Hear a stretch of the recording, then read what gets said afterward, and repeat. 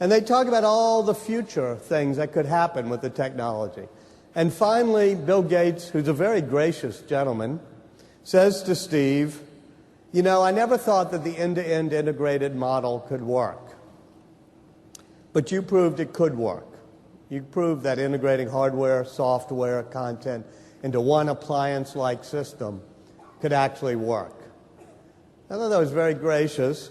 And Steve, who definitely is not always that gracious, said, well, you know, Bill, you proved your model could work as well. There's room for both models. This is as Steve is furious at Android for sort of replicating what happened, you know, with Microsoft in the 1980s, i.e. taking the look and feel of an Apple product and licensing it around promiscuously. But Steve says, you know, you proved that that open model of open licensing and different competing hardware manufacturers using the software, you proved that could also work.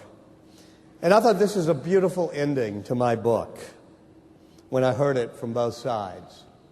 But the good thing about the digital age is everybody in it's a bit quirky. So when I talked to Bill Gates about that scene, he said, well, there was one thing I didn't tell Steve. I said that the end-to-end integrated model worked, but I think it only works if you have a Steve Jobs there. Somebody with a total passion for absolute control, wants end-to-end control, and is going to micromanage every bit of it till he gets it.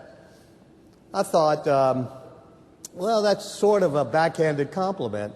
So when I saw Steve later, the next day, I said, here's what Bill said. It could only work if you were in charge. And Steve looks at me and says, what an asshole. Anybody could have made it work as long as they had a little bit of taste. And I said, but Steve, you told him that his model also worked. And he looked at me and said, yeah, it also works. But it only works if you don't care about making crappy products.